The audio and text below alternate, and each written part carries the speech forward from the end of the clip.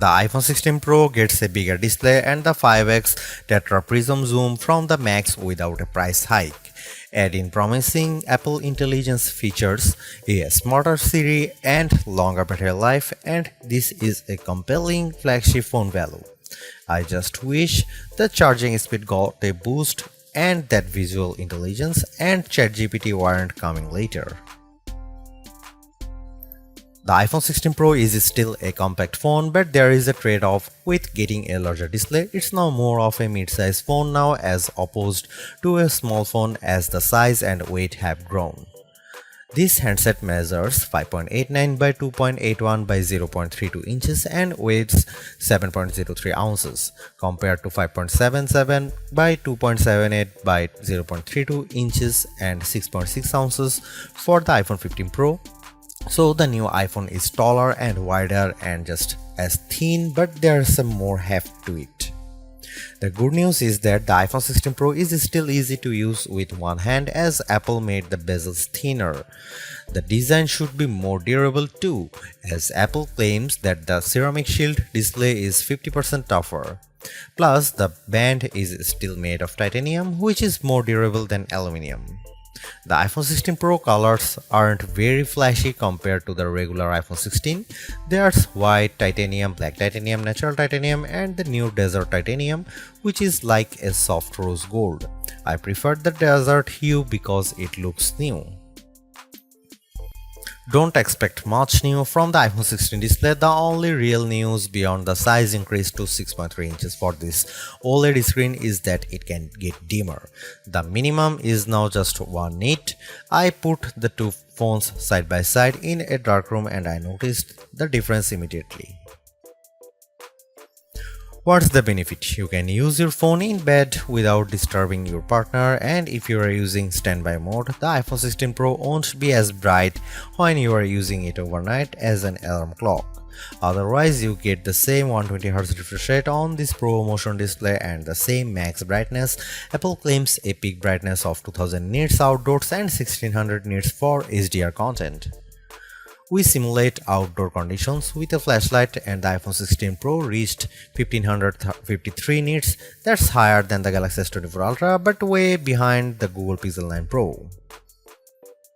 Apple has added a new button to the iPhone 16 Pro, but it's not technically a button.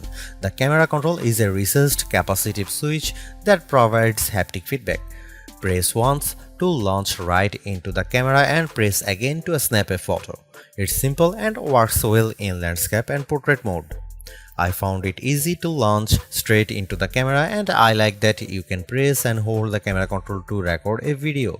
Though, if you take your finger off the button, the video stops. I wish you could customize that. The camera control has a lot of tricks, including the ability to zoom in and out by sliding your finger left and right on the button, and a soft double press launches a mini menu. You can scroll through to tweak things like exposure, depth, and choose photographic styles. There's a learning curve to camera control, but I'm glad that it's an option. Plus, this frees up the action button on the left side of the iPhone 16 Pro for programming other shortcuts. The iPhone 16 Pro has a few key upgrades that I appreciated during my testing. There's a sharper 48MP ultra-wide camera, a faster 48MP main fusion camera with zero shutter lag, and the 5x tetra prism zoom borrowed from the Pro Max series. In addition, photographic styles are integrated directly into the Camera and Photos app, so you can change skin undertones and the mood effect of your photo on the fly. Plus, you can tweak it after the fact. To test the iPhone 16 Pro's faster performance, I had my son take a photo of me shooting a jump shot side by side with the iPhone 15 Pro, and the result is brighter and more detailed image. How does the iPhone 16 Pro compare to the best camera phones? I shot a number of pictures using the iPhone 16 Pro alongside the Samsung Galaxy S24 Ultra and the Google Pixel 9 Pro XL to find out. I put the ultra-wide camera to the test on the iPhone 16 Pro with this shot of a beach and Apple comes out on top. The colors are more natural through the iPhone versus the Galaxy S24 Ultra, and Samsung's peak looks distorted on the right side by the flowers. Here are some camera samples of iPhone 16 Pro.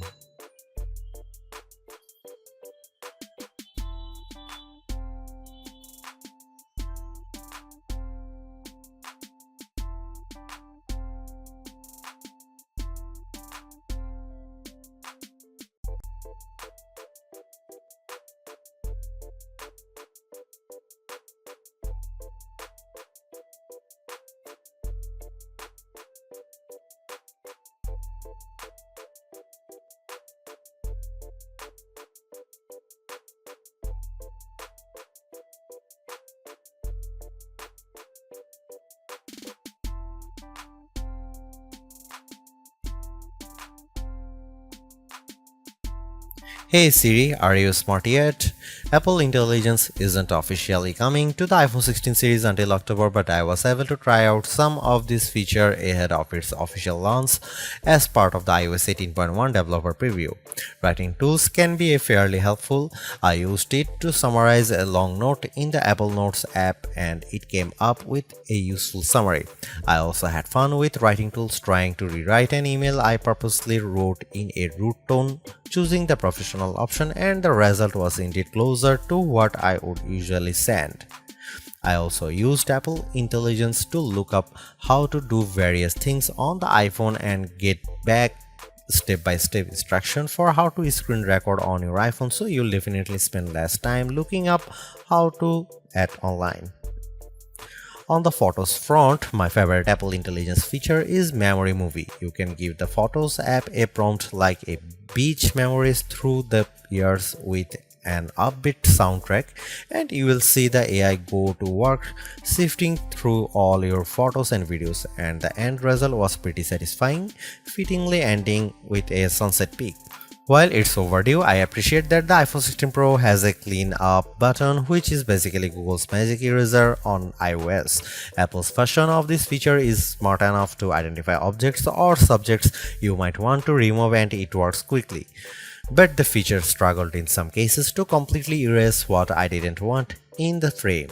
Siri is definitely the biggest upgrade with Apple Intelligence. It's a lot more conversational and forgiving of mistakes as we speak. For example, I was able to correct a timer from 10 minutes to 5 minutes on the fly and Siri got it right. The new Siri in Apple Intelligence is also better with follow-up questions. For example, I could ask about the weather today and then say, how about the rest of the week? And I got an extended forecast. Siri was also smart enough to answer who do the Yankees play next and what are the odds in succession, though it couldn't tell me who the starting pitcher was. I got several links instead. Another plus is that you can talk to Siri just by typing. You tap the bottom of the iPhone 16 Pro to enter your query, which comes in handy when you can't talk. Siri is definitely getting better, but it doesn't have that wow factor that you will experience with Gemini Live Voice or GPT-40 Voice, where it feels like you are having a real conversation with a chatbot. The iPhone 16 Pro packs Apple's new A18 Pro chip built on 2nd generation 3nm tech as well as 8GB of RAM. Based on our testing, it is indeed the fastest chip around, but not on every test. When I played Resident Evil Village, I was scared as I made my way down a snowy path and stumbled upon some dead birds. The graphics are console grade. I also got to play the Infinity Nikki game, which was in beta, and the lighting and water effects were very impressive. On Geekbench, which measures overall performance, the iPhone 16 Pro is 50% faster than the Galaxy S24 Ultra's Snapdragon 8 Gen 3 chip on single core and 15% higher on multi-core performance. The Pixel 9 Pro series is well behind. To test video editing performance, we use Adobe Premiere Rush and time how long it takes to transcode a 4K clip to 1080p. The new iPhone 16 Pro needed just 21 seconds, which is twice as fast as the S24 Ultra. On the graphics front, the iPhone 16 Pro features a 6-core GPU compared to 5 cores for the regular iPhone 16 models. Apple says you should get 20% faster performance than the iPhone 15 Pro. On the 3D Mark Solar Bay graphics test, which has support for ray tracing, the iPhone 16 Pro was 22% faster than the iPhone 15 Pro. However, that's still 18% behind the Galaxy S24 Ultra, which also delivered higher frame rates on the test. The iPhone 16 Pro Max features a new internal design with a graphite-clad aluminum substructure that's supposed to result in 20% better sustained performance. To test this claim, we ran the 3D Mark Wildlife stress test for 20 minutes. The iPhone 16 Pro turned in a stability score of 66%. It hit a higher overall loop score than iPhone 16 Pro Max but had a bigger drop-off. The Galaxy S24 Ultra's score was worse at 60.4%. Interestingly, the iPhone 16 Pro Max turned in a stronger stability score of 84%, which is better than the 75% from the iPhone 15 Pro Max. The iPhone 16 Pro gets a bigger battery life boost thanks to a larger battery and other efficiencies. On our benchmark test, which involves continuous web surfing at 150 nits of screen brightness, the new iPhone 16 Pro lasted 14 hours and 7 minutes, which is a big jump from the 10 hour and 53 minutes from the iPhone 15 Pro, and enough to just crack our list of the best phone battery life. The Google Pixel 9 Pro lasted 13 hours 37 minutes, so it was a bit behind. The larger Galaxy S24 Ultra endured for 16 hours 45 minutes. The bad news is that the iPhone 16 Pro has the same 20-watt charging speeds as before, so it wasn't a surprise to see it get to 56% capacity in 30 minutes. The Google Pixel 9 Pro's 45-watt charger was worse at 49%, but the S24 Ultra reached 71% in the same time. Despite reports that iPhone 16 Pro supports 45-watt charging, we did not see a difference in our testing. The good news is that MagSafe wireless charging sees a jump from 15W to 25W if you are using a 30-watt adapter.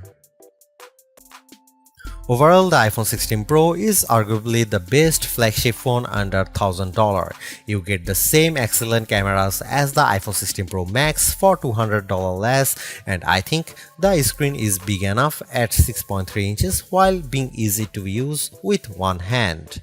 I also like the improved battery life, handy camera control, and compelling audio mix feature for videos. The Apple Intelligence capabilities such as writing tools, the new Siri, and cleanup show promise, but some of the more exciting features like ChatGPT integration, image playground, and the Google Lens like visual intelligence are coming later. In terms of the competition, I think the Galaxy S24 Plus and Google Pixel 9 Pro have more compelling AI features right now, but I prefer the camera system from the iPhone in many cases and the extra performance from its A18 Pro chip. Should you upgrade to the iPhone 16 Pro? If you have an iPhone 13 Pro or older phone, I'd say yes. And if you have an iPhone 14 Pro, I'd say wait to see how well Apple Intelligence works once it fully rolls out before you buy.